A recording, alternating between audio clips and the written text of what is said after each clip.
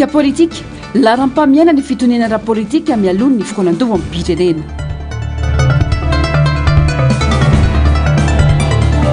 Zanabola fototra miakatra 20 isanjato mifanohitra ny politika ara-bolan'ny banky foibe sy ny politika ara-toekarena ny fanjakana. Raha varira jola 7 no efa voasambotra tao Vaingandrano. Manatra ny fiarabana tompoko lasy tompoko vavy tonga soa indray ato anatin'ny fotoanan'ny fampahalalam-baovao eto amin'ny fahitalavitra MBS manasanam-panajana anaraka ny fampahalalam-baovao hatramin'ny farany. Vaovao mahakasika ny fiainam-pirenena avy hatrany no isataratsika ny fampahalalam-baovao. Nisy ny ezaka hita amin'ny sehatra maro tao anatin'ny henandraisany fitondrana fanavoazana ny fitantanana ny firenena toy ny fanamboaran-dalana sy ireo tetikasa fampandrosoana maro samihafa. Na izany aza mbola maro ny dingana mila atao ahafahana manarina ny firenena hoy ny faneho-kevitry Gérard Ramamampiona. Ny fanavoazana tena izy dia tsy miankina amin'ny fanovana rafitra ara-panjakana ihany fa mila fanovana toe-tsaina sy ny fomba fandraisan'ny fiarahamonina anjara amin'ny fanorenana ny firenena. Narcisy Karazavy sy ny Artanjona no mitondra ny antsipriam-baovao. Sarotra ny manao tombana feno momba ny zava-bitan'ny fitondrana fanavaozana tao anatin'ny folo volana raha tsy jerena ny fototra ny fitakinan'ny potra teny Akianja hoy ny mpandinika fiarahamonina Gérard Ramamampiona. Anisan'ny songadina tamin'ireo fitakina teny Akianja ny olana mikasika ny angovo sy ny fangatahana fanovana rafitra. Raha ny resaka angovo dia efa hita fa misy ny ezaka ataon'ny tompon'andraikitra amin'ny famahana tsikelikely ny olana.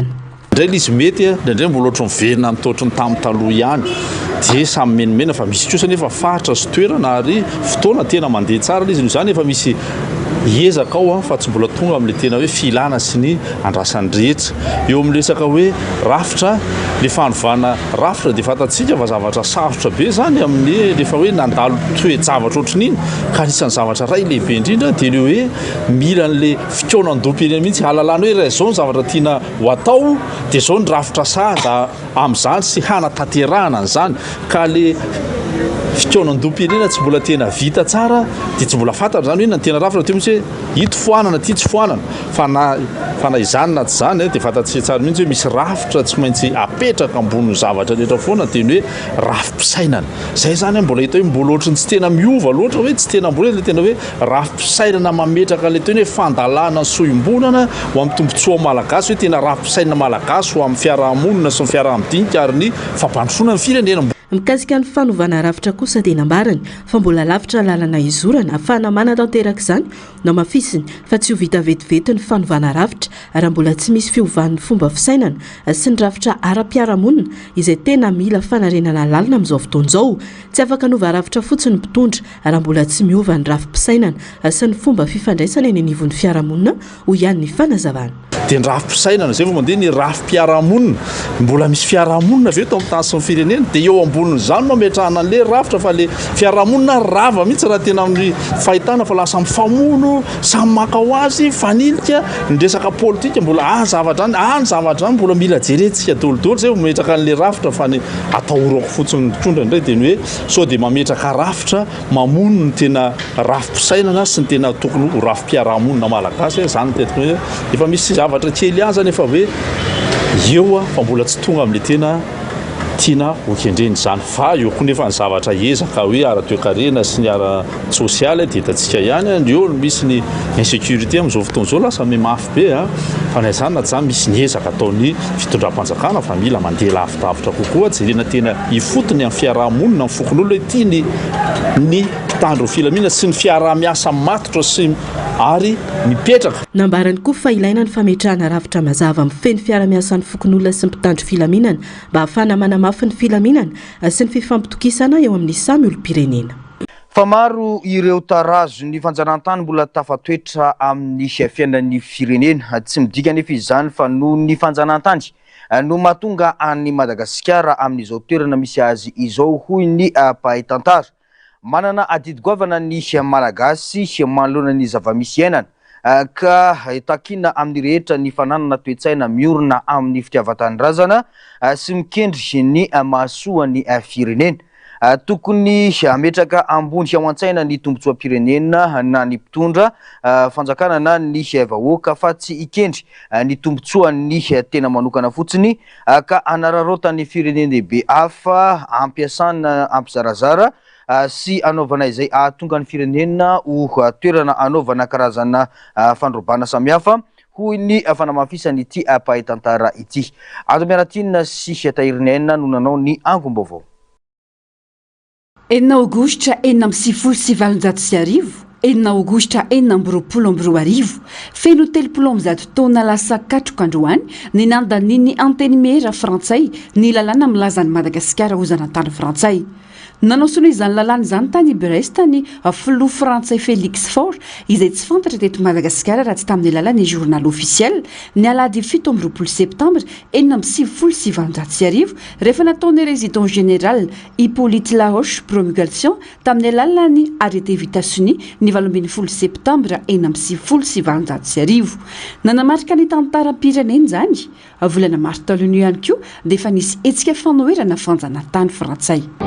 Volana maromaro talohan'io 9 aogositra 1970 dia efa nisy nietsika fanoherana ny fanjanahantany frantsay nisantary ny mena lamba tamin'izany fotoana izany ary nitohy tamin'ireo endrim-panoherana samihafa fantatsika eo amin'ny tantara Madagasikara ny VVS ny tolona nataon'ny Jean Ranaimbo ny tamin'ny 7 sy 700 hatramin'ny 7 sy 700 ny tolona politika sy syndikaly aty amin'ny taona 10 mpaka aty amin'ny taona 90 aty dia fantatsika koa ny hoe nisy fiverenany fahaleovantena nambara tamin'ny fomba manetriketrika teo Mahamasina tamin'ny 9 jiona 90 sy 700 dia niarahantsika mahafantatra koa nefa ny hoe tamin'izany fotoana ny Repoblika Malagasy voalohany zany atreo amin'ny taona 20 sy 700 dia mbola nahatsapa ihany isika ny amin'ny hoe tao fahaleovantena saritsarina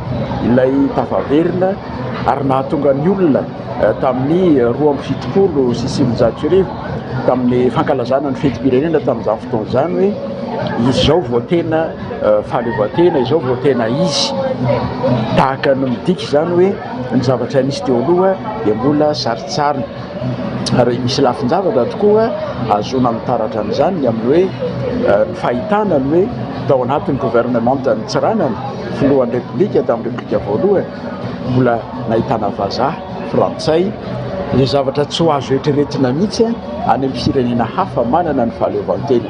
Zany endry zavatra zany mampiseho an'ilay eritreritry ny olona tamin'izany fotoana izany hoe saritsara.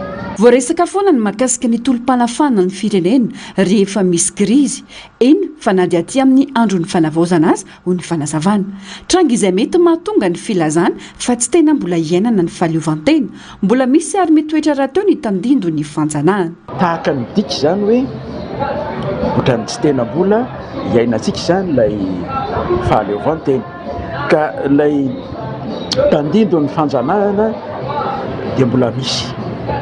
Tandindo ny fanjanahana tena mbola misy satria ny politika mpanjanahana frantsay izay nampiarina teto Madagasikara dia io no araka ny fahitako azy dia tena politika mpanjanahana naomby ho andry zareo frantsay zany naomby satria tsy mitovy mantsy ny politika mpanjanahana frantsay sy ny politika mpanjanahana britanika. Politika mpanjanahana frantsay dia nikendry izay ampiofo tanteraka mihitsy ny zanataniny handray ny kolotsaina frantsay, handray izay rehetra ho frantsay ho modely fakatahaka ary dia fampiofoana ilay zanatany iaina sy anaraka n'izany kolotsaina frantsay izany ny tena napetraka ny politika mpanjanahana frantsay ankoatran'ny hoe fampiakinan-doha ny toe-karen'ilay zanatany amin'ny izy mpanjana. Maro ireo tarazon'ny fanjanahantany mbola tafampitoetra amin'ny fiainan'ny firenena. Tsy midika nefa izany fa noho ny fanjanahantany mahatonga ny Madagasikara amin'izao toerana misy azy zao. Manana didy goavana ny malagasy manoloana ny zava-misy ainana. Anana ny firenena raha teo ireo harena sy otrikairena ahafahana manala ny firenena anaty fahasahiranana. Tsy andrasana ny hafa ny fanovana na ny fanarenana ny firenena. manana andraikitra lehibe koa sika malagasy amin'izay mampikirorosy ny firenentsika tahaka izao. Efa tsy firenena zanatany-tsony isika amin'izao vanim-potoana izao, efa tsy firenena zanatany-tsony isika, kanefa ao anatin'izany hoe fiverenany fahaleovantena izany ny zavatra tsikaritra dia tahaka ny tsy mbola miainana izany hoe mahafirenena mahaleo-tena antsika izany sika, fa mbola mitady tahaka ny hoe manana fahazarana, miandriandry miankinankina amin'ny hafa, mitady fanampiana tsy mitady fanampiana roa. Kanefa raha ny tena izy tsy misy azontsika ianteherana afa-tsy sika malagasy ihany amin'ny fomba anarenana sy ampandrosoana ny firenentsika. Takina amin'ny rehetra raka izany ny fananana toe-tsaina miorina amin'ny fitiavan-tanindrazana sy mikendry ny mahasoan'ny firenena hoy ny fanamafisana. Izany no mazava-dehibe ny fahampahafantarana, ny fanabeazana ny olom-pirenena, ny tanora ny ankizitsika, ny tantara ny firenentsika, ahafahantsika mandray fianarana avy amin'ny zava-dehibe nisy ary tsy hamerenana ny fahadisoana izay nataony teo aloha. Mila mahafantatra isika ny geografia ny firenentsika, ahafahantsika mahafantatra ny hoe ny renirano samihafa eto amin'ity firenena ity, ny otrika renina fonosiny izany. Ny fahafantarantsika an'ireny dia mahatonga antsika ahita hoe harembena eto am-pelantanantsika ka tsy tokony horobarobain'ny hafa fotsiny. Dia tahaka izany koa ny hoe ny fahafantarantsika ny fomba mampanao ny firenentsika ireo ilay foko samihafa miombona eto amin'ity tany antsoina hoe tany Madagasikara, any malagasy ity, ny fahafantarantsika n'ireny fomba mampanao samihafa ireny, ahitana ny fahasamihafana kanefa ahitana ihany koa ilay fiombolana, dia mahatonga antsika ho resy lahatra hoe nataon'Andriamanitra ho ray sika malagasy dia tsy afaka ny tsy hiara-monina ary dia anjarantsika satria endrika fitiavan-tanindrazana koa izany mijery izay fomba hifanasoavana ka tsy anaiky ho saratsarahana amin'ny hevitra milafika fikendrena tombotsoa manokana amina vondron'ololatsy na vondron'olona roa. Araka izany tokony hametraka ambony ao an-tsaina ny tombotsoa amin'ny pirenena na ny mpitondra na ny vahoaka, fa tsy hikendry tombotsoa ny tenany manokana fotsiny ihany ka nararaotan'ny firenena-dehibe hafa ampiasaina ambizarazarana sy anaovan'izay hatonga ny firenena ho toerana na firenena anaovana karazam-pandrombana samihafa hoy ny fanamafisana ity pahitantara ity. Vao makasika ny fikonan-doam-pirenena kosa indray dia manam-porofo ireo fikonan-doha isam-patitra sy isan-tsehatra izay nisesesy fa mizotra tsikelikely sy makany amin'ny fikonan-doam-pirenena ny fitondrana amin'izao fotoana. Tsy tokony ho anjaran'ny mpanao politika ireny nefa ny famaritana ny hoavin'ny firenena. Mila omena lanja ny feon'ny fokon'olona satria any malagasy rehetra ny fanorenana ny hoavin'ny Madagasikara hoy ny faneho-kevitra. Nasesy Karazafy sy ny Arotanjona no mitondra ny Antsipriam-baovao. Ilaina aloha mametraka fitoniana ara-politika sy manatanteraka dinika politika azahoana marimaritra iraisana vao miroso amin'ny fikonan-doham-pirenena. Raha tsy misy fifampidiniana sy fifanarahana eo amin'ireo hery politika dia ho sarotra ny azahoana vokatra mivaingana ho ny faneho-kevitra ny mpanao politika iny asy randrenirina tsy mamaika ny fifidianana fa ny fandaminana ny firenena sy ny famerenana ny fitoniana ny tena ilaina raha ny fanazavana. Raha ho anay mpanao politika dia efa miteny sy namerimberina matetika izay aloha raha ny concertation no maika amahantsika ny olana dia tsy mahavaha olana fa tsy maintsy alamina mialoha aloha ny zavatra rehetra izay tsika vao miditra amin'ny fikonan-doham-pirenena. Izay anefa tsy tokony aharitra, tsy tokony aharitra izay. Ary ny fikonan-doham-pirenena tsy maintsy vitantsika alohan'ny faran'ny taona. Tsy ho lava be ny fikonan-doham-pirenena fa ahoana ny isina fitoniana, ahoana ny isina processus de dialogue politique. Izay aloha zany ny azo resahana mikasika ny fionana fa mino fa tsy lavitra amin'izay resahako izay ny resaka any. Raha mbola resaka fifidianana tsy mbola namaika ny malagasy aloha raha fifidianana zao no mariany fa misy ezaka ataon'ireo mpanao politika sasany anoana ny FFKM anomboana ny dinika politika sy anomanana ny fikonan-doham-pirenena rehefa tafapetraka ny fitoniana sy ny fifampitokisana dia ho mora kokoa ny fanatanterahana mazava ny tanjon'ny FFKM izay mikendry ny anatanteraka fikonan-doha tsy hanilika ny sokajin'olona rehetra ary hanomboka eny fotony. Mety azo atao ihany koa mamondrona izay fehi-kevitra vita tao anatin'izay any amin'ny concertation nationale fa aleo ny vahoaka araka ny tenin'ny fiangonana hoe anananjara fitenenana hatreny fotony tsy maintsy metintsika lanja ny fokon'olona fa tsy raharanay mpanao politika amin'ny firenena marina fa misy crise politique eto dia tsy maintsy amahy ny crise politique ny mpanao politika ary tsy misy afa-tsy mpanao politika ihany mitondra firenena fa tsy misy olona ankoatran'izay hitondra firenena eto dia eo tsika zany tsy misy ny sakana fa samy mandalina samy mandinika mijery ny asiana ny tongotra tsara tsy hiverimberena ny crise intsony eto amin'ny firenena ity zay reo itovizany rehetrarehetra zay na ny amin'ny fanjakana na ty amin'ny mpanao politika na ty amin'ny fokon'olona satria zay ny mataraiky ny fampandrosoana misy eto. Miantso ny adiniana lalina sy andraisana fanapahan-kevitra manoloana ny zava-misy eto amin'ny firenena ny tenany mba hisorohana ny fiverimberenan'ny crise politika sy hametrahana filaminana sy fitoniana maharitra eto Madagasikara. Vao makasika ny toe-karena kosa indray ny fampiroboroboana ny famokarana anatiny no lalana tokana ho an'ny Madagasikara raha tiana ny ampandroso ny sehatra ara-toe-karena eto amin'ny firenena. Tanjona ihany koa ny ampihenana ny fiankinan-doha amin'ny avy any ivelany ny manamafy ny fototry ny toe-karena ary ny mamorona arena maharitra raha ny fanazavany mpahay toe-karena Dr Fleris Rafaly Arso. Fotoana izao ametrahana rafitra ara-toe-karena vaovao matanjaka ary mifototra amin'ny zava-misy eto an-toerana raha ny fanazavany Narcisse Karazafy sy ny Aritanjona no mitondra ny antsipoly amin'ny vaovao.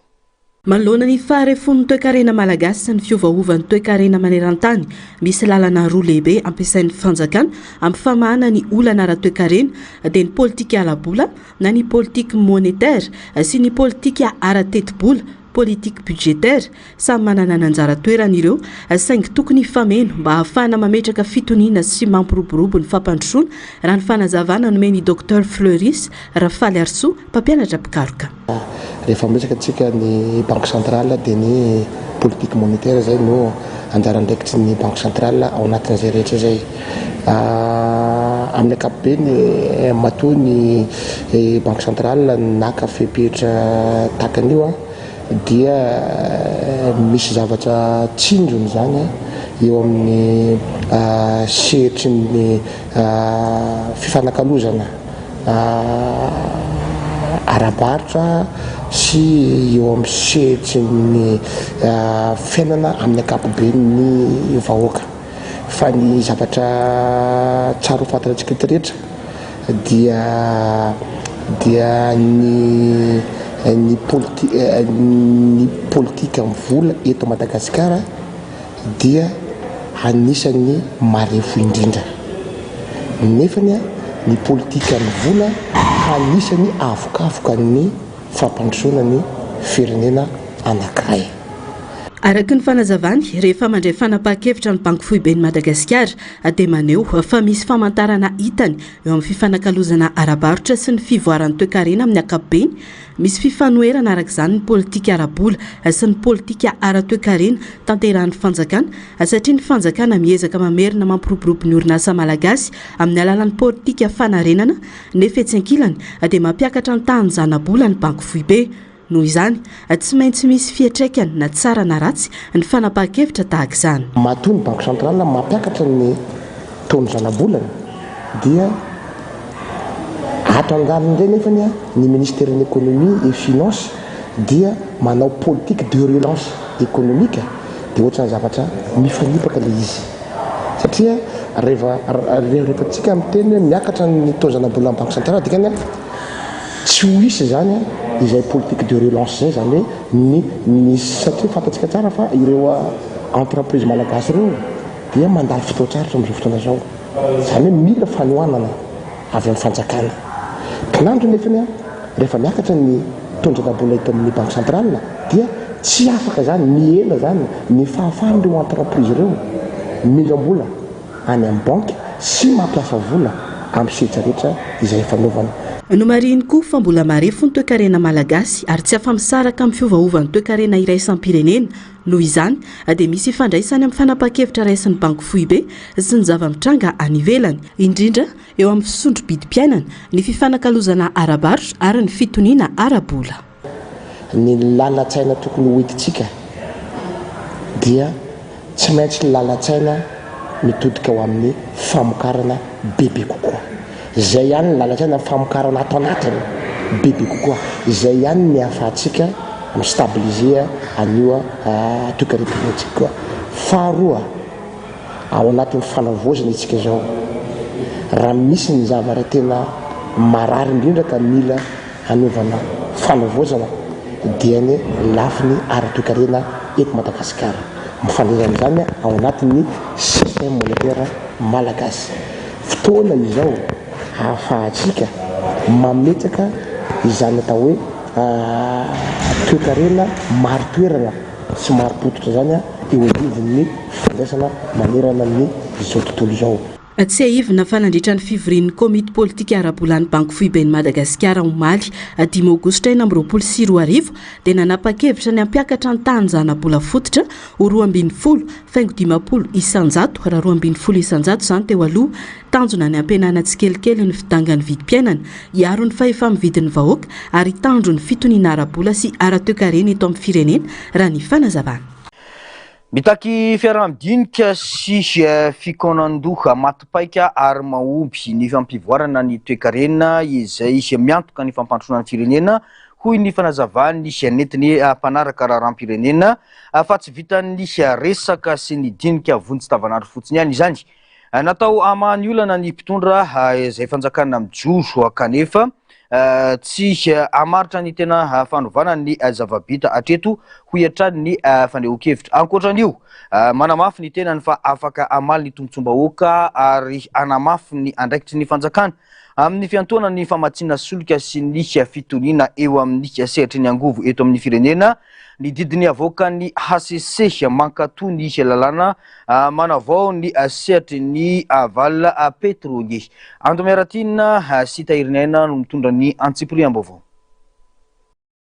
mifanaraka amin'ny lalam-panorenana ireo fepetra ao anatin'ny lalàna no laniny antenimera ampirenena nandritra ny fivoriana ara-potoana voalohany ka natonga ny fitsarana avy momba lalam-panorenana ankatoa ny lalàna manavao ny sehatry ny avaly petrolier eto Madagasikara afaka manafatra solika amin'ny vantiny Madagasikara amin'ny lalany sampandrarana rafitra iray nahazo alalana everina fa maly tombontsom-bahoaka izany ary namafy ny andraikitry ny fanjakana amin'ny fiantohana ny famatsiana solika sy ny fitoniana eo amin'ny sehatry ny angovo eto amin'ny firenena ity fepetra vaovao ity hoy ny fanamafisana raha ohatra ka teo amin'ny tondrozotra na ravitaillement mahazatra dia mety hiakatra io zavatra io noho ny resaka avy amin'ny guerre-ny Iran sy any amin'ny détroit d'Ormuz zany satria antsika mizatra antsika hatramin'izay anomanina zany tsika matetika maka pétrole sy ny essence dia mba hievitena izay zavatra izay dia mitady lalakafatra zareo mba hanafarana mba tsy hisiany ny fiakaran'ny vidin'ny tsolika ka raha tsisy hoe fepetra tokony hoanina fitsiny fa nitanjona foana hoe nitanjo ny fitondram-panjakana moa raha mifandraisako raha interprétation ko fotsiny dia hoe mba tsy hiakatra tsony le vidin-tsolika noho le fiakaran'ny vidin'entana efa azo teo da manenika ny valo isanjato dia zay zany nitanjona hoe mba tsy hisian'izay fiakaran'izay fa raha ohatra zany izy ka nieritreritra hoe raha tsy nanao an'izay izy dia misy an'le zavatra mipotra ny Iran sy ny tany any amin'ny détroit d'Ormuz io dia hiakatra ireo zavatra ireo dia mba tsy hatongavana amin'izay fiakarana izay no nakana fanampihafana na izany na tsy izany tokony hijerena vaolana maritra ihany koa ny famana ny olana angovo eto Madagasikara ho ny fanamafisana sehatra iray mitana andraikitra goavana amin'ny fampivoarana ny toe-karena goavana be tena goavana be satria itsika mbola tsy navita an'le azo atao hoe ina moa zany hoe barrage hydraulique betsaka raha zay tsy inona dia mba manana angovotsika miresaka herinaratra zany ohatra nataony fitondram-panjakana tany amin'ny deuxième république nanao any dekaleka vita be ny tsy aofika sy ny tara moa fa dia mahagaga fa tsy nahazo pourcentage ny akabetsahany dia ohatran'izao vao manomboka mihetsiketsika angamba ny izy fa ny akabetsahantsika mbola termika daholo zany hoe mbola mandeha amin'ny essence gasoil daholo ny zavatra miseho dikan'izay a na le huile lourde fokaritsika ary mbola tsy mahaentika an'le tsy mahamaly ny filatsika dia tadidio hoe zao ara moa efa raha malala ireny ny zavatra niseho tamin'ny resaka délestage dia raha ohatra ka mbola ampiny ny délestage ny matetika ny zavatra niseho hoe tsy fahampin'le machine mamokatra aloha voalohany indrindra dia ny vétusté ny fahateran'le machine dia fahatelo koa ny fananaropatany le pampanofa machine dia zany zavatra rehetrarehetra zany dia raha ohatra zany ka raha ny économie Madagasikara zany mbola mifatoka be any amin'io resaka angovo termika io zany hoe fampiasana ny solika avy any ivelany. Maneho ny zava-misy famitaky fiara-midinika sy fikoanandoha maty-paika sy mahomby ny fampivoarana ny toe-karena izay miantoka ny fampandrosoana ny firenena ho ny fanazavana fa tsy vita ny resaka sy dinika vonjy tavanandro fotsiny. Natao amany olana nitondra fanjakana amin'joro kanefa tsy ampy-hamaritana ny tena fanovana ny zava-bitatra eto ho ny faneho-kevitra. Nampiandraiketana andraikitra izy ametraka marina Madagasikara ohatrin'ny ahoana ny tokony ho hita eto rehefa afaka 10 taona, afaka 20 taona, afaka 30 taona, malagasy ohatrin'ny ahoana ny tokony ho hita eto. Mila faritana zany hoe aleo mba malagasy manana maha izy azy manan-karena no faritana satria rehefa tsy mamaritra isika dia velombelom-poana foana dia eritrereto efa ao anatin'ny azy hoe 7 volana sa 8 volana zany fitondram-panjakana mbola tsisy zavatra voafaritra foana izy fa io na ao anatin'ny herintaona atsika mba farafaratra zany mba voafaritra tsara amin'izay fotoan'izay ny resaka ekonomia atsika. Ny resaka fampianarana, ny resaka fahasalamana, ny resaka renakibon'ny tany, ny resaka transition énergétique hoe andeontsika hampiasa zavatra hydraulique, hampiasa masoandro, hampiasa rivotra fa tsy dia hiatehatra foana amin'ny resaka pétrole io ange tadidio io resaka pétrole io foana nesina nanjanana ny akabetsahan'ny tany amin'ny resaka énergie nefa ny amin'izao fotoan'izao fa misy le transition be da be ny firenena afaka hiara-iasa amintsika, be da be ny financement avy any ivelany fa ny tsy fananantsika n'le politika mazava fa dia asa vonjy tavanandro foana no atao betsaka dia lasa tsy voafaritra zany ny tokony hahafahan'ny firenena mandroso. Tsy mipetraka mazava ny politika mpanjakana ka mahatonga ireo lesoka rehetra ho ny fanamafisana. Misarika ny isay mpitondra araka izany ity mpanaraka raharam-pirenena ity mba tsy onona amin'ny filazana samihafa fotsiny nanao asa toy ny teo aloha fa mila fantarina sady ny politika azona mamantatra ny hoe malagasy toy ny ahoana no hita eto afaka 10 taona na 10 taona ho ny faneho-kevitra. Fa nosy ny avina andro andry ny fifanaraha-piara-miasa eo amin'ny orinasa Oreat Resources sy ny fitondram-panjakana malagasy momba ny fananganana usine anodinana ranomasina ho rano fisotro madio ao Ambovombe Androy.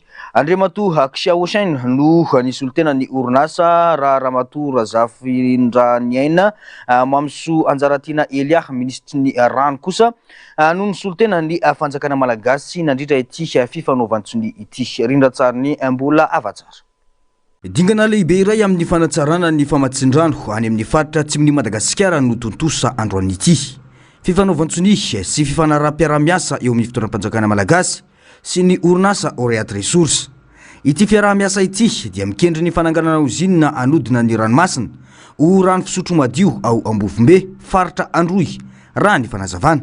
Ny tanjona amin'izany dia namokatra rano fisotro madio 509 metatra toratelo isan'andro ahafahan'ny mponina mahery ny 5,000 sy 7 alina misitraka rano madio sy azo antoka any amin'ny faritra Androy. Androy dia misy vahoaka tia mamboly mazoto mamboly fa noho ny fisiny tsy fahampiny rano sy ny rotsakora nany amin'ny faritra Androy izay dia mijaly fahizay ny faritra Androy. Indraindray zahay any Androy mieritreritra hoe ampahatraina antsitrapo ve i Androy mba hahazahoana famatsim-bola isan'andro isan-taona. Raha izany tokoa ny zavatra misy dia toy ny mialatsiny mampiasa teny frantsay kely otage le vahoaka ny atsimo. Zay ny vahantsika zao efa misy fotodrafitrasa ataony ministeran'ny rano any misitina ny rano avy eo an-dranogoa makany Ambovombe. Nisy fahatarana kely izy raha tokony ho vita ny 15 août fa mety tsy ho vita raha tsy any amin'ny faran'ny volana août sa anoany angamba le izy raha ho tratra satria misy fahatarana le fantsona zay tokony hitariana ny rano makany Androy. Tsy ho ampy any Ambovombe anefa io rano io fa mbola mila tsika. Zay nanaovana an'ity fiaraha-miasa miaraka amin'ny Oreat Resources tia anaovana anio usine lehibe zay mpamadika ny ranomasina ho rano azo ampiasaina amin'ny fambolena sy azo sotroina amin'ny teny frantsay dessalement.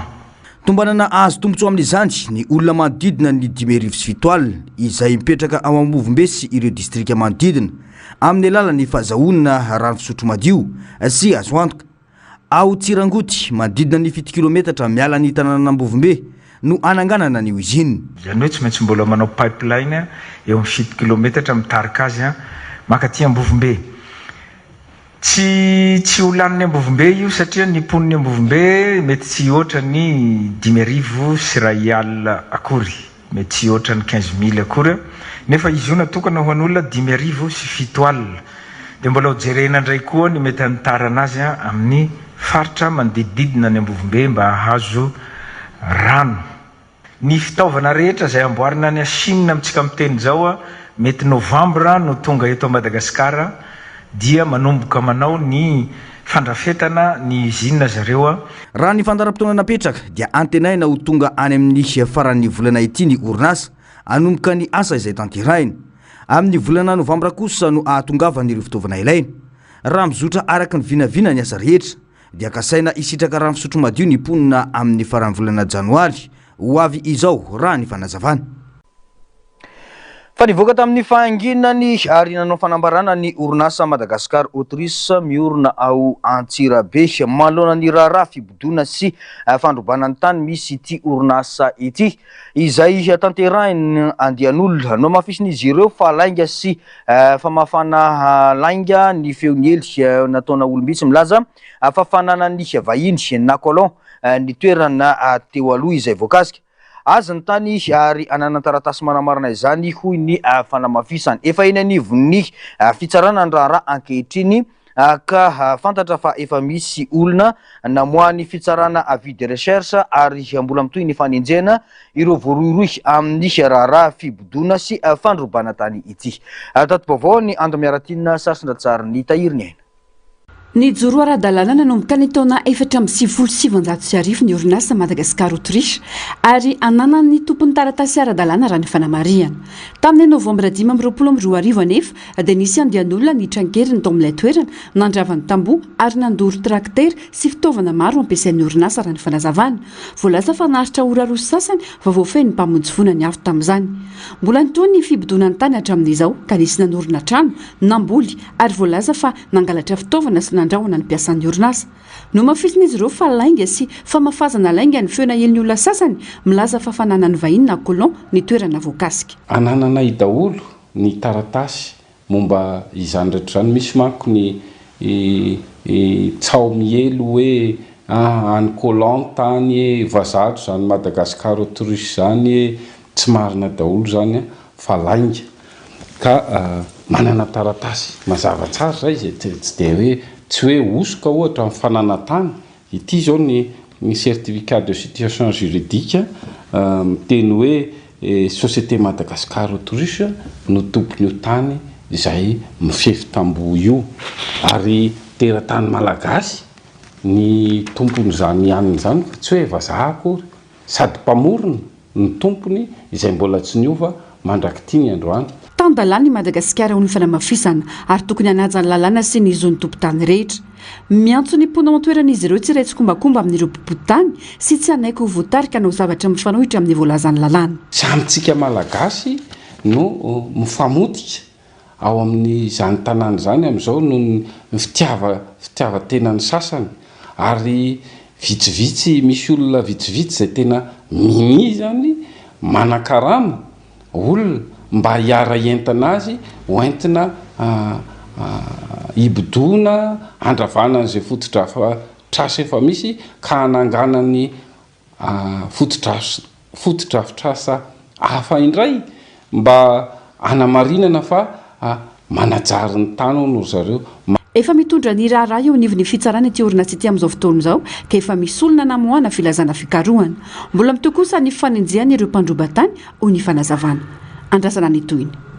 vao makasika ny tsy fandriam-pahalemana sy ny raharaha alatra zazavarira kosa dia voalaza fa dadatoan'ilay zaza ihany no niketrika ny fivarotana ilay zazavarira tao Vangaindrano ary niarany asa tamina olona maromaro izy io. Olona 7 no voasambotra nandritra ny fanadiadiana izay notanterahiny mpiambina manokany filohan'ny fanavaozana tany an-toerana. 4 tamin'izy ireo no atratra tany an-toerana, raha 5 kosa no nosamborona taty aoriana. Natao tao amin'ny fokotany Andranomafo, distrikany Vangaindrano ny fisamborana. Tao amin'ilay trano nitazonana ny zaza no nahitana azy ary voavony soamantsara izy. Araka ny fanazavana ihany voakasiky ny mpitandro filaminana ny fikasan'ny voasaka mpitandro filaminana ny fikasan'ny dadatoany ivarotra ilay zaza. Mitoy ny fanadiadina mba amantarana ireo olona rehetra voaroroy sy ny tambajotra mety misy ambadiky ity raharaha ity. Natolotra ny fitsarana ireo voasambotra ary andrasana ny toy ny raharaha. Makasika indrindra izay vaovao ny tsy fandriam-pahalemana izay mila amafisina ny ady amin'ny tsy fandriam-pahalemana amin'ny alalan'ny fanitsehana mpitandro filaminana eny anivon'ireo faritra be olona sy misy tsena hoy ny faneho-kevitry ny mpivarotra. Isan'ireo lasiby hatramin'ny tranga tsy fandriam-pahalemana ihany koa izy ireo, indrindra ny mody ariva sy mitondra vola. Ankilany efa manamafy ny fepetra eny fotony amin'ny alalan'ny fanavaozana ny voamera ny fandriam-pahalemana sy ny fanaovana andro masom-pokon'olona ny eo anivon'ny fotoram-panjakana malagasy. Fanadadiny ny andro miaratina Sarsindatsariny tahiriny ainy. Tsy voafetra amina trangan zavatra iray tsy fandriam-pahalemana fa misy eo amin'ny endriny maro lafy. Matetika voaresaka ny alajaza, ny famonoan'olona, ny fanafiana amin'ny tampiadiana, ny alabotra, ny sintomahery sy ny sisa, fa misy ihany koa ny tsy fandriam-pahalemana miatra amin'ireo mpivarotra.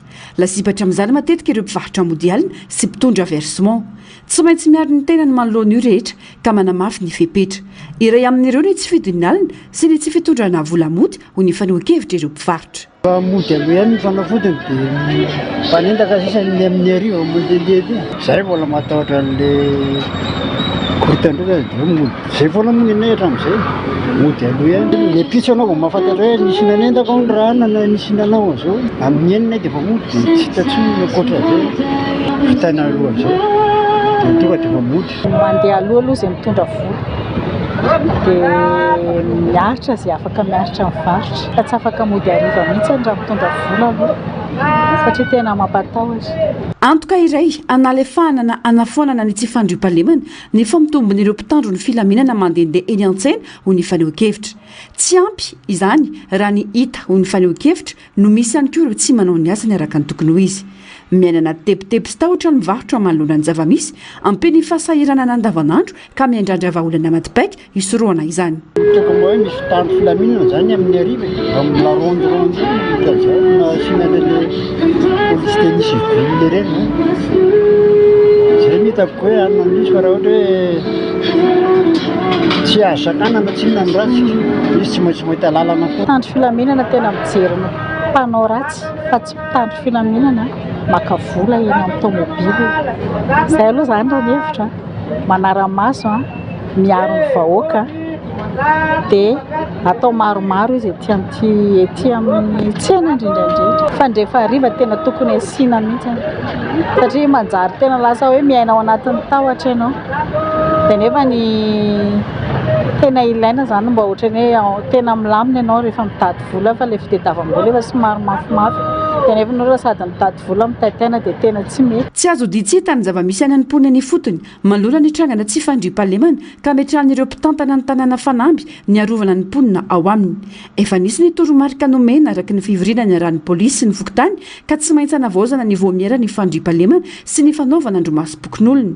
Azo lazaina ho nisy fiovana ny zavamisy taorian'ny fandraisan'ireo fepetra ireo ho ny delege ny boriboritany fahenina. Dia lahy eny amin'ny fokotany moa zany mandrafitra an'ilay hoe voamiera fandriam-pahalemana dia io moa zany efa misy organisation ataon'ny fokotany fa misy fandaminana ataon'ny fokotany zany isaky ny fokotany zany dia manao izay fandaminana izay dia eo izy no mahita hoe anona dia miara-miasa moa amin'ny commissariat de police eny amin'ny 6e teo aloha zany ohatra somary maivana fa ankehitriny dia namafisina satria matompona raikitra vaovao zany dia efa napetraka mihitsy izay hoe fanamby dia hoe nilaminan'ny tanàna dia napetraka izay fanamby izay dia hoe izay mahatonga nefa somary milamindamina zany amin'ny filaza azy ny fandriampahalemana amin'ny ankapobeny. Eo ny fipetraresiny fa mampahomby ny ady amin'ny tsy fandriampahalemana ihany koa ny fahasahin'ny rehetra mandray andraikitra amin'ny alalan'ny fanomezam-baovao ho an'ny mpitandro ny filaminana sy ny tompony andraikitra ny fotony ary ihany koa ny fitoroan'ireo tranga mampiayay mitrangina anivo ny fiarahamonina. Maresaka avy any ivelany manomboka miverina amin'ny laoniny ny fiainana andavanandron'ireo mponina ao Gatelema ataori ny fipoahan'ny volcano Fuego izay nahatonga ireo mponina anarivony andao ny toerana fonenany. Hatreto tsy nisy tatitra momba ny ainana fohy ary manomboka miverina any amin'ny fonenany ireo mponina. Mbola mitohy kosa nefa ny fampitandremana avy amin'ny manam-pahefana manoloana izao tranga misy izao raha ny vaovao atrany. Ny Antsipriana izay. Ny farana omaly ny fipoahan'ny volcano Fuego izay manana avo 773 metatra any Guatemala Amerika afovoany. Mponina mahery ny 700 avy amin'ireo tanàna manodidina ny fipoahana no tsy maintsy nafindra toerana. Manomboka miverina any amin'ny fonenany ireo olona nafindra toerana rehefa ny farana ny fipoahana. Izay naharitra 50 ora hoy ny fanazavany votoeram-pirenena misahana ny volkanolojia. Ny tombo ny hery fipoahan'ny volcano Fuego ka nisy afo nikorina nidina avy amin'ny teza tendrombohitra ary nisy andro entina sy lavenina goavana niakatra teny amin'ny abakabaka nandritry ny alina alatsinainy sy talata. Manoloana izany, namoaka fampitandremana ho an'ireo faritra manodidina ka nandidy ny famindran-toerana ireo mponina ireo tompony andraikitra. Voasokajy volcano mavitrika indrindra any Amerika afovoany volcano Fuego ary tazana 5 kilometatra miala an'ireny vohitra Guatemala ny fipoahany nanomboka tamin'ny alatsinainy lasa teo. Mbola mitohy hatrany anefa ny fampitandremana indrindra fa eo amin'ny sehatry ny fifamoivoizana anabakabaka ny amin'ny mety sy ny loza toy ny fikorian'ny akora avy amin'ny volcano sy ny fiparitahan'ny lavenona ka mitaky fampitandremana manokana manoloana izao loza voajanahary izao.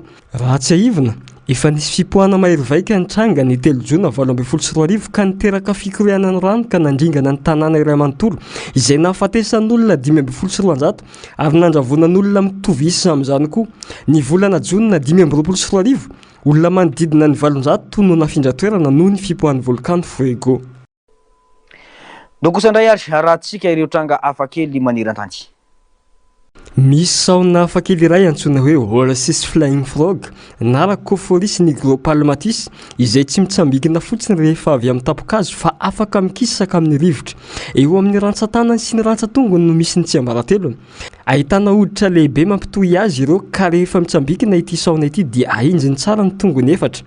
Mivelatra toy ny parasute kely ireo hoditra ireo ka manampy azy ikisaka amin'ny vantana na manidina eny amin'ny rivotra sy fey tsara izay toerana hipetrahany. Afaka manidina hatramin'ny 12 metatra eo izy ka manamora ny fifindrany avy amin'ny hazo iray makany amin'ny hazo hafa. Noho izany tsy mila midina amin'ny tany fa ny hodiny eo amin'ny tanany sy ny tongony dia afaka manampy azy ikisaka amin'ny rivotra. Tsy vitan'izany fa tena manintona maso koa izy. Rehefa mivelatra ireo hoditra eo amin'ny rantsan-tanany dia hita ny lokon'ny volomparasy mamirapiratra sy mainty ka toy ny elatra miloko misokatra eny anaty ala. Hita amin'ny alamando any Borneo sy Sumatra ary saiko nosy malay ity saona ity. Any an-tapokazo no andaniany akamaroan'ny fiainany ary midina amin'ny tany izy rehefa fotoam-piterahana. Anisany manana ny maha-izy azy indrindra eo amin'ny karazany ity saona ity. Noho izy manana vatana mahatratra 8 ka hatramin'ny 10 cm ny halavany ary lehibe noho ny lahy ny vaviny. Na dia antsoina hoe saona manidina aza izy dia tsy tena manidina tahaka ny vorona fa mikisaka sy mitondra tena amin'ny rivotra mba hahafahany mivezivezy soa aman-tsara. Raha vao jerena ny Merion Splendide dia toa vorona miloko manga sy volomparasy mamirapiratra fa ny tena mahavariana dia tsy manana pigment manga akory ny volony. Any Australie no ahitana ity vorona kely ity. Na dia 8 ka hatramin'ny 120 grama monja aza ny lanjany dia anisan'ny vorona tena mahavariana indrindra noho ny lokony sy ny fomba fitondrany. Raha ny marina dia volon-tsokola ny volony. Ny firafitry ny volony madinika eo aminy no mahatonga ny hazavana hiverina amin'ny fomba manokana ka ny lokony manga ihany no tena hitantsika. Izany no mahatonga azy ho manga mamirapiratra nefa tsy miloko manga eo amin'ny volony. Mbola misy zavatra hafa mahagaga koa. Mandritra ny fotoam-panatodiany no miseho iloko manga mamirapiratra io any amin'lahy. Rehefa tapitra izany vanim-potoana izany dia miverina volon-tsokola izy ka mitovitovy endrika amin'ny vavy. Ary rehefa mitady hampifaly ny vavy izy dia tsy manao fihetsika toy ny any hafa na mamoaka feo fa mamoaka fela ambonikazo mavokely na volomparasy izy dia entiny eo am-bavany rehefa manantona ilay vavy toy ny olona manolotra voninkazo an'olo tiany mihitsy ny fihetsika mampiavaka azy. izay ny koa no manakatona ny fotoana ny fampalalam-baovao teto amin'ny fahitalavitra MBS tompoko lasy sy tompoko vavy mankasitraka anao nanaraka izany hatramin'ny farany. Isorana teknisiana sy ny namana mpanao gazety sy niaraka nanatontosa izao fampalalam-baovao izao. Mametraka ny soavatsara veloma tompoko.